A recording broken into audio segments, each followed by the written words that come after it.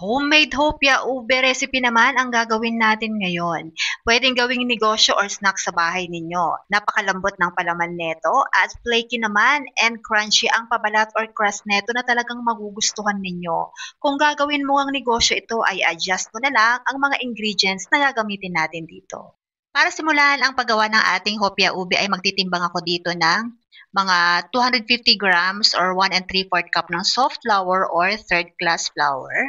Ayan. Tapos lalagyan natin ito ng, dito sa gitna, lalagyan natin ito dito ng 1/2 cup ng water, and then 1/2 cup ng oil, 1/2 tablespoon ng vanilla extract, and then haluin lang natin ito. So pagkatapos nga natin itong mahalo ay mamasahin natin ito ng ating kamay syempre. Pero hindi naman kailangan na maging smooth ang ating dough. Ang importante lang naman ay ma-achieve natin yung kanyang pagka-flaky. Ini-need natin ito ng mga 3 to 5 minutes. And then, set aside muna natin ito habang gagawa naman tayo ng kanyang soup. Sa paggawa naman ng ating soup ay kailangan natin ng 25 grams ng hard flour or first class flour or 1/8 cup ito.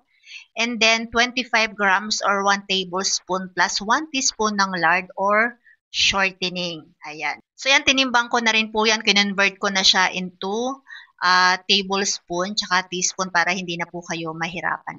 So ayan nga, kailangan lang natin na pagsamahin itong dalawang isang cup na ito. Ito kasi yung tinatawag natin na su sa isang crust or pabalat ng isang hopya. Ayan. So haluin lang natin ito hanggang sa mag-combine talaga sila. So ito pwede na to. Dapat po ganito lang ang consistency ng inyong su. Tapos ilalagay natin ito dito sa ibabaw. Ayan. So ikalat nyo lang. Ayan. Pagkatapos nyo pong ikalat dyan ay saka nyo po ito i-roll. Dapat nasa gitna lang po talaga ang inyong su. Ayan. I-roll natin ito. So, ayan. Kailangan nasa gitna lang ha. So, and then kailangan nyo po itong i-rolling pin or barilyahin. Ayan. Para talagang makombine siya, nasa gitna yung ating su. Kaya natin ginagawa ito kasi ito nga talaga ang sikreto para maging flaky ang ating crust. O, diba? And then, i-roll nyo po siya ng ganito para kapag magka-cut kayo, matansya nyo. Dapat parehas lang ha. Isang size lang yan. Ayan, para pare-pareha. Pag magka-cut kayo or gagawa na kayo ng magpapalaman na kayo, matatansya nyo kung gaano kalaki lang. And then, set aside muna natin. Gagawa na tayo ng palaman. Kailangan lang natin dito ng 1 and 1/2 cup ng white sugar or 300 grams and then 1/2 cup water and then 1/2 cup din ng oil and vanilla extract. O, diba? Tapos, maglagay rin tayo ng mga 1 teaspoon ng asin and 1 tablespoon din ng ubi flavor. Ayan. And then 1/2 teaspoon ng food color. Optional na lang yung food color ha kung gusto niyo talagang medyo dark yung inyong palaman. And then 2 tablespoon ng milk powder. Any milk powder pwede niyo pong ilagay dyan. Pero ginamit ko po dito ay Milk Boy. And then haluin lang natin ito hanggang sa mag-combine lahat ng ating mga sangkap. O, diba? And then, pag na-combine na nga natin ay maglalagay na tayo dito ng mga 25 grams ng margarine, mga manay. O katumbas niyan ay 1 tablespoon plus 1 teaspoon ng margarine. And then 375 grams or 2 and 3/4 cup ng all-purpose flour or third class. Ayan, sa paggawa naman po nitong ating palaman ay pwede po kayo ditong magdagdag kahit mga 1 teaspoon lang po ng baking powder. Optional lang naman kung gusto nyo pong maglagay o hindi. Pero yung minsan kasi naglalagay ako ng baking powder.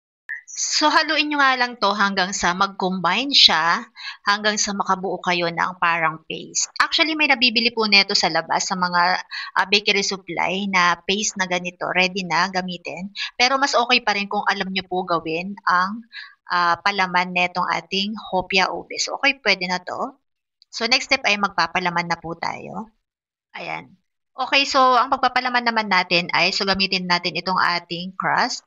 Ayan, napakaganda po ng ating crust kasi hindi po ito napupunit. Kahit marami po ang ilagay nyo ay hindi po talaga siya napupunit. Itong palaman naman natin ay nakita nyo na parang basa siya pero hindi yan dumidikit sa ating kamay. So nakita nyo yan?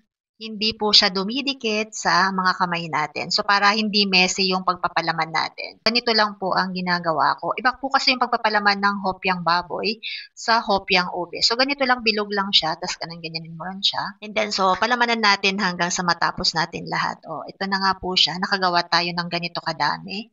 Gagawa na tayo ng pambanya. Nag-craft lang ako ng isang egg. Ito yung egg wash. Maglagay lang tayo dito ng konting yellow food color para medyo hindi naman maputla yung ating hopya ube. Para yummy-yummy rin tingnan yung ating crust. So, eto na nga, ibabanya na natin ito. Gagamit lang tayo dito ng brush. Kahit anong brush po na meron kayo dyan, kagaya neto or yung paintbrush na bago ha, pwede rin po yun. Basta bago lang. So, banyahan natin hanggang mabanyahan natin ang lahat. So, next time naman ay preheat natin itong oven. So, kailangan po kasi mainit na mainit po yung oven natin bago natin isalang itong ating hopya. Para hindi po bumagsak yung hopya natin, kailangan sobrang init po niya. Ito, iset ko siya ng 250 degrees Celsius ng 10 minutes po. Ayan, kailangan kasi mainit yung oven. Pag gumamit naman po kayo ng bigas na na oven, so lutuin natin siya dito ng 45 to 50 minutes. Okay, at ito na nga po yung ating hopyang ube. O kita mo naman yan, ang ganda po ng alsa niyan. So kung gagawin mo nga itong pang negosyo o gagawin nyo po ito na pang kabuhayan nyo ay i-adjust nyo na lang po yung mga ingredients nyo. Tapos kung meron po kayong tanong, mag-comment lang po kayo para masagot ko po yung mga katanungan nyo po. O, nakita nyo na ang ating hopyang ube. Ayan, napakalambot lang po ng kanyang palaman and syempre flaky and crispy or marupok po talaga yung ating pabalat. So, sana nagustuhan nyo yung aking recipe for today. Huwag nyo kalimutang i-share din ito at mag-like na rin and mag-follow na rin. Thank you for watching!